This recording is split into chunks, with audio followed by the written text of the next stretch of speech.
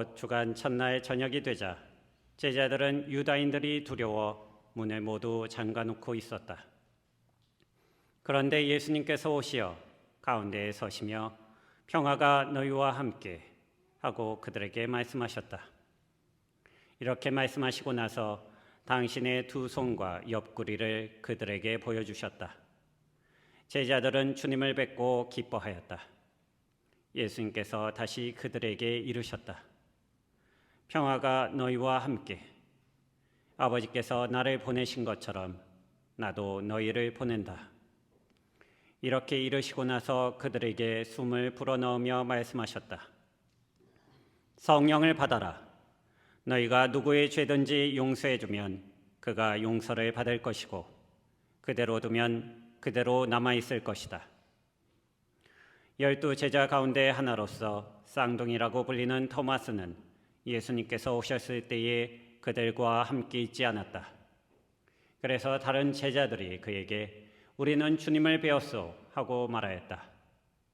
그러나 토마스는 그들에게 나는 그분의 손에 있는 못자국을 직접 보고 그 못자국에 내 손가락을 넣어보고 또 그분 옆구리에 내 손을 넣어보지 않고는 결코 믿지 못하겠소 하고 말하였다. 여드레 뒤에 제자들이 다시 집안에 모여 있었는데 토마스도 그들과 함께 있었다. 문이 다 잠겨 있었는데도 예수님께서 오시어 가운데에 서시며 평화가 너희와 함께 하고 말씀하셨다. 그러고 나서 토마스에게 이르셨다. 내 손가락을 여기 대보고 내 손을 보아라. 네 손을 뻗어 내 옆구리에 넣어보아라. 그리고 의심을 버리고 믿어라. 토마스가 예수님께 대답하였다. 저희 주님, 저희 하느님. 그러자 예수님께서 토마스에게 말씀하셨다. 너는 나를 보고서야 믿느냐? 보지 않고도 믿는 사람은 행복하다. 예수님께서는 이 책에 기록되지 않은 다른 많은 표징도 제자들 앞에서 일으키셨다. 이것들을 기록한 목적은 예수님께서 메시아이시며 하느님의 아드님이심을 여러분이 믿고 또 그렇게 믿어서 그분의 이름으로 생명을 얻게 하려는 것이다. 주님의 말씀입니다. 네, 오늘 복음 묵상하면서 우린 보통 토마스에 대해서 생각을 많이 하게 됩니다. 의심했던 제자, 믿지 못했던 제자 이렇게 생각을 하죠. 근데 물론 오늘 복음은 믿음에 대해서도 이야기하고 있지만 한 가지 더 중요한 것을 이야기하고 있습니다. 예수님께서 오늘 3번이나 반복해서 하시는 말씀이 있습니다. 무엇입니까? 예, 평화가 너희와 함께. 예수님께서는 왜 이 말씀을 3번이나 반복하셨을까요? 우리 모두 평화를 원하죠. 예, 평화롭지 않은 걸 원하는 사람은 아마 없을 겁니다. 마음이 흔들리지 않기를 바라고 불안하지 않았으면 좋겠고 관계 안에서 더 이상 힘들지 않기를 바랍니다. 근데 우리는 잘 알고 있죠. 그렇게 원하면서도 좀처럼 우리가 원하는 평화를 누리지 못한다는 것 말입니다. 왜 그럴까요? 우리가 평화하면 무엇이 필요하거나 아니면 없어야 한다 이렇게 이제 규정을 하죠. 예를 들면 이제 두려우면 두려움이 없어야 내가 평화롭다. 내가 다른 사람을 보고 불편하면 이 불편함이 지워져야 평화롭다. 아니면 내 자신이 막 마음에 들지 않아요. 마음에 들지 않으면 내 마음에 들지 않는 내 자신은 이렇게 쑥 안 본 것처럼 이렇게 밀어내면 평화롭지 않을까 이렇게 생각합니다. 그래서 두려움이 사라지면서 평화롭고 불편함이 없어지면 평화롭고 내가 더 나은 사람이 되면 평화로울 거다 이렇게 생각하는 거죠. 근데 오늘 예수님께서는 전혀 다른 방식으로 이제 평화를 말씀하십니다. 그 두려움을 보는 게 평화다. 그 불편함을 보는 것이 평화다. 그리고 그 네가 겪고 있는 괴리감과 상실, 그 좌절의 한가운데 내가 바로 이 이야기를 하고 있다. 바로 평화가 너희와 함께. 그래서 주님께서 주시는 평화는 내가 나 스스로를 받아들이는 힘이라기보다 부활하신 주님을 마주뵙는 가운데 비로소 나 자신을 마주할 수 있게 되는 힘입니다. 평화는 여러분들 힘입니다. 물론 우리 보통 뭐 국가 간에 이렇게 전쟁 나고 지금 전쟁 나고 있죠. 이런 것도 뭐 힘의 논리다 뭐 이렇게 얘기하지만 그 힘의 논리는 뭔가 지배하고 이기고 이권을 창출하고 나의 욕망과 나의 불편함을 해소하고 두려움을 없애고 방금 전에 말씀드린 것처럼 두려움을 없애고 불편함을 없애고 우리의 모순된 상황을 어떻게든 극적으로 해결하려는 방식이 그런 전쟁이나 이런 폭력적인 힘으로 나타나는 것이죠. 오히려 평화를 깹니다.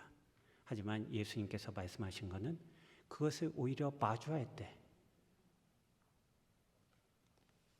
그 마주하는 힘이 있을 때 평화가 있다고 얘기를 하십니다. 오늘 첫 번째 장면을 보십시오. 제자들이 문을 걸어 잠그고 있습니다. 왜 그렇습니까? 두려워서입니다. 상황이 하나도 바뀐 게 없죠. 예수님 부활하셨다는 소식은 들었지만 뭐가 바뀐 게 하나도 없습니다. 유다인들이 지금 언제라도 쳐들어와서 잡아갈 것 같고 그 두려움이 제자들의 마음을 짓누르고 있습니다. 근데 예수님께서 그 걸어 잠근 문을 그냥 통과하셔서 들어오셔서 평화가 너희와 함께 라고 말씀하십니다. 전혀 맞지 않는 말이죠. 전혀 평화롭지 않은데 평화가 너희와 함께. 부활하신 주님을 마주뵙는 순간 제자들의 마음속에 그 힘의 변화를 느낍니다. 그래서 제자들은 비로소 두려워하는 자기 자신을 더 이상 피하지 않고 바라볼 수 있게 되는 것이죠. 그래서 이 평화는 우리의 두려움을 없애주는 평화가 아니라 두려움 속에 있는 나를 그대로 마주할 수 있게 해주는 평화입니다. 두 번째 장면에서는 예수님께서 손과 옆구리를 보여주시죠. 그 상처를 보여주십니다. 이 상처는 단순한 고통의 흔적이 아닙니다. 그 상처에는 제자들이 도망쳤던 순간이, 그리고 제자들이 외면했던 기억이, 그리고 제자들이 자신들의 지워버리고 싶은 모습이 함께 들어가 있는 상처입니다. 우리도 그런 불편함이 있죠. 남들을 보면 단순히 우리 가족 간에 이렇게 평소에 투닥거리는 그런 불편함 말고 그것을 넘어서는 가족 간에도 그런 깊은 상처를 갖는 경우가 있고 내가 상처를 받아도 그 사람을 보는 게 힘들지만 내가 상처를 줬다고 생각하는 그 사람도 보기가 굉장히 힘듭니다. 그리고 때때로 저 사람이 왜 갑자기 말도 없이 나를 피하거나 이러는지 모르겠어. 이런 경우들도 종종 있죠. 나를 불편해하거나 아니면 나도 그것으로 인해서 불편해집니다. 안 보지 뭐. 하지만 그것을 대면하지 않고 그대로 살아가는 순간 우리 마음에 평화란 있을 수가 없습니다. 그래서 제자들이 그 주님의 상처를 바라보고 예수님께서 자 보아라 하고 내어주시는 순간에 그 상처를 비로소 대면할 수 있는 힘을 얻게 되는 것입니다. 더 이상 눈을 돌릴 수가 없죠. 예수님께서 자 봐라 이렇게 하시는데 그래서 그 안에서 내가 불편해하고 외면하고 싶었던 나의 모습까지도 다시 바라보게 됩니다. 그래서 이 평화는 불편함을 없애주는 것이 아니라 나의 진실을 외면하지 않고 마주하게 해주는 평화입니다. 세 번째는 토마스가 등장하죠. 토마스 믿지 못하고 있습니다. 다른 제자들의 말을 듣고도 받아들이지 못합니다. 근데 토마스야말로 굉장히 믿고 싶었던 사람입니다.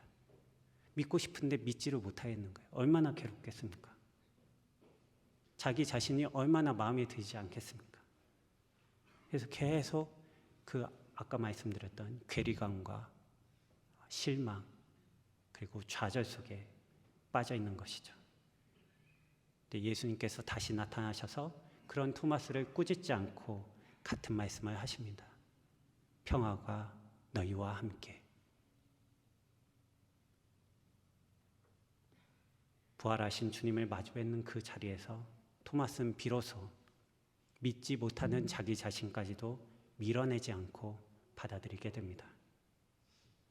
그래서 이 평화는 우리의 어떤 그러한 자기 모순을 없애주는 평화가 아니라 그 상태의 나를 그대로 끌어안을 수 있게 해주는 평화입니다. 이렇게 보면 오늘 복음의 세 가지 장면 서로 다른 이야기가 아니죠. 한 가지 이야기라고 할 수 있겠습니다. 바로 우선 나에 대한 이야기입니다. 두려워서 숨어있는 나, 불편함을 계속 외면하고 있는 나, 그리고 믿지 못한다는 나를 받아들이지 못하고 있는 나, 자기 모순에 빠져 있는 나. 하지만 우리는 잘 알고 있습니다. 우리 힘으로 이런 나를 끝까지 마주할 수 없다는 것을. 그래서 계속 피하고 숨고 외면합니다.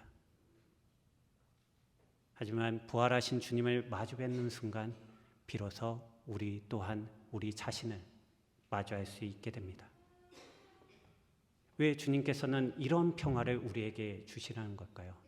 차라리 그냥 이런 거 없는 거다, 없었던 상태다 라고 싹 돌려주시면 될 것 같은데 왜 힘들게 그것들을 보라고 초대하시는 것일까요? 그 이유는 부활의 의미가 진정으로 어디에 있는지 생각해 보면 잘 알 수 있습니다. 부활하신 예수님은 십자가를 지워버리신 분이 아니죠. 십자가를 치워버리고 나 부활했다, 나 상처도 하나도 없다 이렇게 부활하신 게 아닙니다. 그 상처를 그대로 지니신 채 손과 발에 못자국 그리고 옆구리 상처 그대로 갖고 우리에게 오십니다. 그리고 그 상처를 보여주시면서 너희들은 여전히 나의 제자다. 나는 여전히 너의 주님이다. 라고 하시면서 관계를 다시 여십니다. 그래서 부활은 단순히 예수님께서 죽음을 이긴 사건이 아니라 깨져버린 관계를 다시 열어 젖히는 사건입니다. 그래서 주님께서 주시는 평화도 어떤 두려움, 불편함, 자기 모순 이런 것들을 없애는 평화가 아니라 부활하신 주님을 마주 뵙는 가운데 나 자신을 마주하게 되고 닫혀있던 관계 안으로 다시 나아가게 하는 평화입니다. 그리고 그 평화는 내 안에만 머물러 있지 않죠. 예수님께서 이렇게 말씀하십니다. 아버지께서 나를 보내신 것처럼 나도 너희를 보낸다. 이처럼 부활하신 주님을 뵙고 내 안에서 시작된 평화는 나만을 위한 평화로 끝나지 않습니다. 이 평화는 우리 가정 안에서, 공동체 안에서, 다른 사람들과의 관계 안에서 다시 살아가게 하는 평화로 이어집니다. 예수님 오늘 나타나셔서 말씀하시는 평화가 너희와 함께는 이런 인사입니다. 왜 두려워하느냐? 왜 불편해하느냐? 왜 너의 힘으로 믿으려고 하느냐? 어쩌면 우리는 이미 알고 있는지도 모르겠습니다. 내가 어디에서 멈춰 서 있는지, 무엇을 피하고 있는지 말입니다. 하지만 주님께서는 그 모든 것이 해결된 다음에 오시는 것이 아니라 바로 그 자리에 오셔서 말씀하십니다. 평화가 너희와 함께. 이 평화는 우리가 생각하는 대로 모든 것을 해결해 주는 평화가 아니라 부활하신 주님을 마주 뵙는 가운데 나 자신을 마주하게 되고 다시 살아가게 하는 힘입니다. 그래서 오늘 이따 평화 인사 우리 나누죠. 평화 인사 하기 전에 먼저 자신에게 평화 인사를 건네보십시오. 아무개야, 평화를 빈다. 평화가 너와 함께. 그리고 주위 분들과 인사를 하시면서 우리 각자가 자신을 마주할 수 있는 힘이 생기길 빌어주시길 바랍니다. 이제 마지막으로 우리 이 한마디 말씀에 잠시 머물러 보시기를 초대합니다. 평화가 너희와 함께. 너 자신을 마주할 수 있는 힘이 너와 함께.